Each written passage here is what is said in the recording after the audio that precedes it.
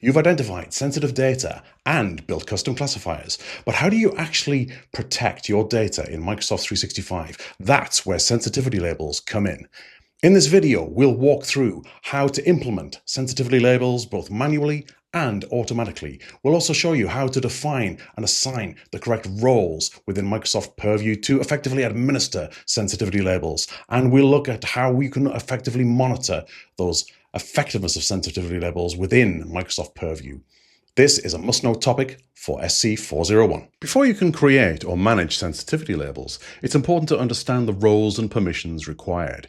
You must be assigned one of these roles: Compliance Administrator, Security Administrator, or Information Protection Admins. These roles can be assigned via Microsoft Entra ID, formerly Azure AD, or the Microsoft Purview Compliance Portal. Without the correct role, you won't be able to access label creation or policy publishing features, so make sure your permissions are in place before proceeding. Here we are in the Microsoft Purview portal under Settings, Roles and Scopes, and Microsoft Entra ID, and we can see the roles here that we are going to need, and we can check under Role Groups to see some of the other roles that may be applicable. So what exactly are sensitivity labels then?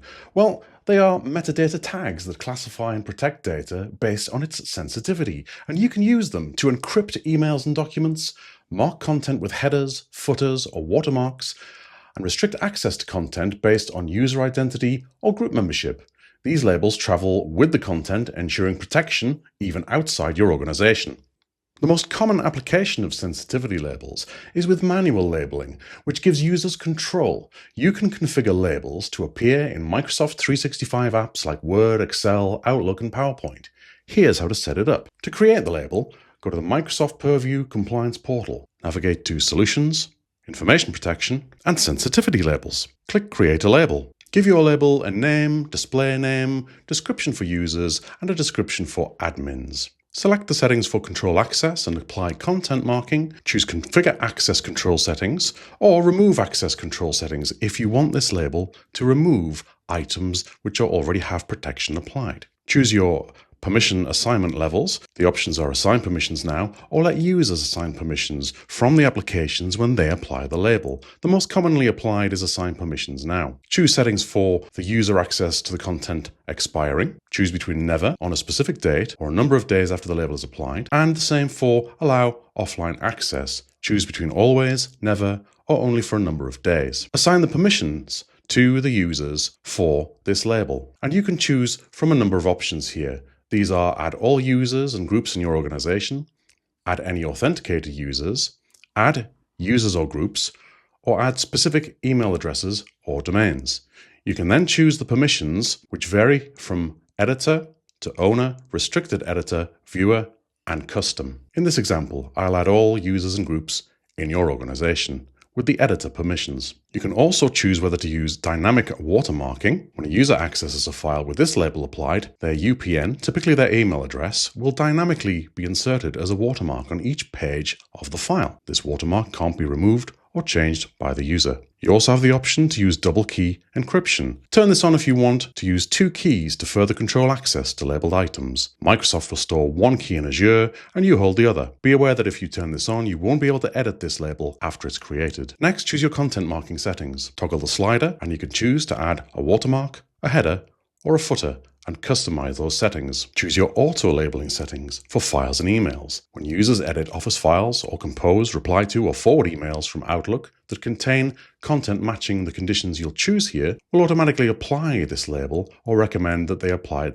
it themselves. Toggle the auto-labeling for files and emails switch on, and you can see here you can automatically apply the label or recommend that users apply the label based on when content matches certain conditions, which you can define here. Add a condition the content contains, and then click Add again, and you can choose between sensitive info types or trainable classifiers, which we've already covered in this series. Additionally, you can define some protection settings for groups and sites. We'll come back to these in the next video. Finally, review your settings and click to create your label. Here we can see our newly created label in the list of all sensitivity labels, and we can see the priority that it is assigned, and we can change this as needed.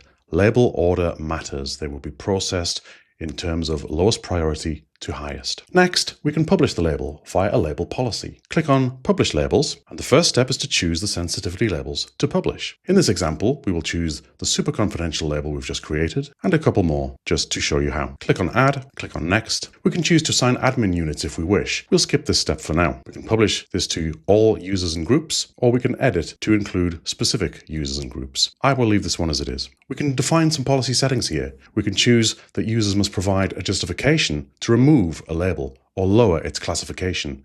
We'll select that one. You can also select that users will be required to apply a label to their emails and documents before they can save them or send emails. We can also select require users to apply a label to their Fabric and Power BI content.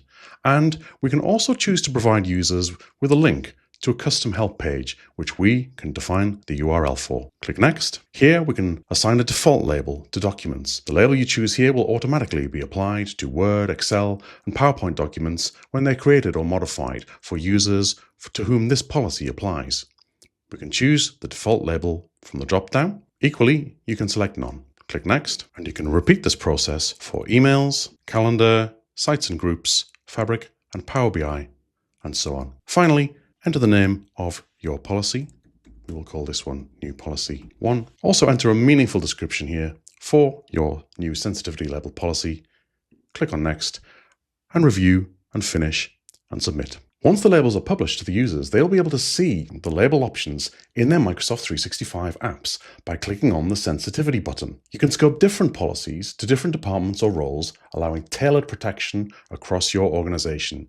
Do bear in mind that it can take up to 24 hours to publish the labels to the selected users' apps. As well as label publishing policies, we can define auto-labeling policies. Select Create Auto-Labeling Policy. Choose the info that you want this label to be applied to. In this example, Germany financial data. Give a name and description to your auto-labeling policy and choose the label to automatically apply in this situation. I select the confidential label here. You can optionally select admin units to restrict the policy to a specific set of users or groups, and you can choose the locations where you'll want to apply the label between Exchange email, SharePoint sites, and OneDrive accounts. I'll select Exchange for this example. Next, you can set up common or advanced rules, which are made up of conditions that define what content the label is applied to. Choose common rules to define one set of rules that would apply to all locations, or choose advanced rules to define different rules for each location. I will leave this one as common rules. You can optionally click Edit here to modify the rules that you've put in place. You can define some additional settings for email in this instance, as that is the one that we selected for this policy. We can automatically replace existing labels that have the same or lower priority, which we will do, and we can apply encryption to email received from outside your organization, which we will also do. Next, we decide if we want to test out the policy now or later. To determine whether the label will be applied to the correct items, we need to run the policy in simulation mode before turning it on. We can do this right away or wait until the time when we are ready. In simulation mode, the items will be gathered that match the policy, but labels won't yet be applied.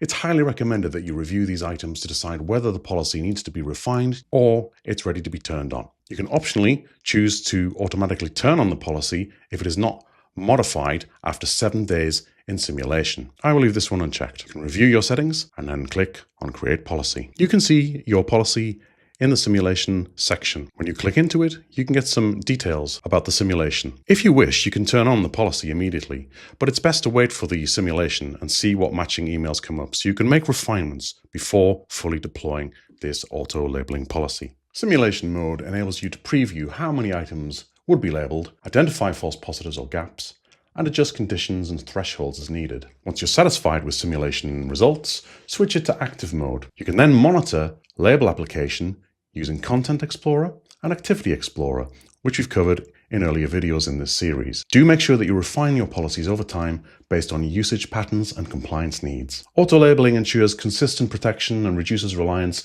on user behavior, especially in large or distributed environments. Let's recap what we've learned. It's important to assign the correct roles and permissions before administering labels.